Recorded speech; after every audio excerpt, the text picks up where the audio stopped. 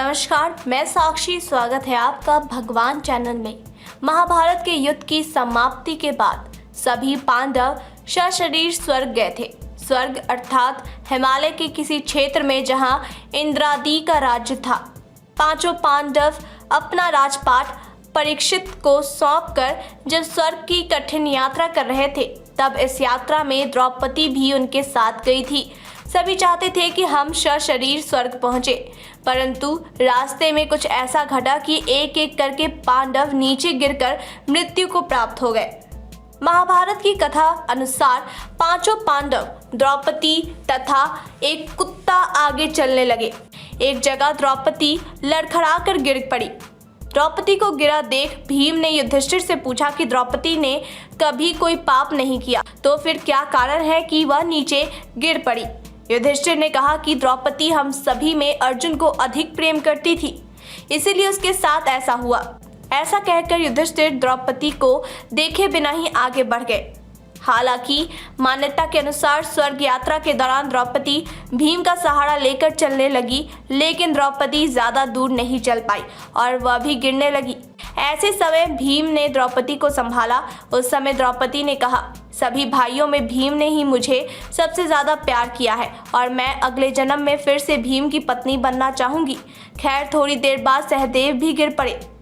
तभी भीम ने पूछा, सहदेव क्यों गिरा? युधिष्ठिर ने कहा, सहदेव किसी को अपने जैसा विद्वान नहीं समझता था, इसी दोष के कारण गिरना पड़ा उसे। कुछ देर बाद नकुल भी गिर पड़े।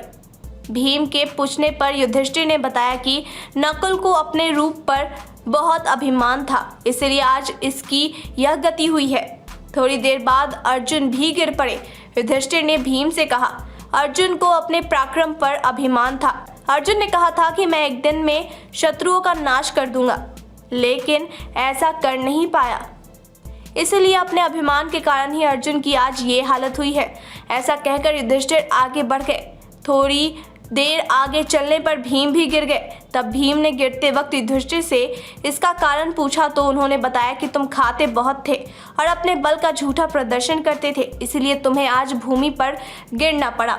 यह कहकर युधिष्ठिर आगे चल दिए।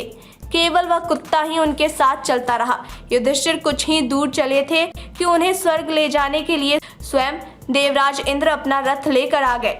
तब युधिष्ठिर ने इंद्र से कहा कि मेरे भाई और द्रौपदी मार्ग में ही गिर पड़े हैं, वे भी हमारे साथ चले, ऐसी व्यवस्था कीजिए। तब इंद्र ने कहा कि वे सभी शरीर त्याग कर पहले ही स्वर्ग पहुंच चुके हैं, लेकिन आप सशरीर स्वर्ग में जाएंगे। इंद्र की बात सुनकर युधिष्ठिर ने कहा कि यह कुत्ता भी मेरे साथ जाएगा, लेकिन इंद्र ने ऐसा करने से मना कर दिया।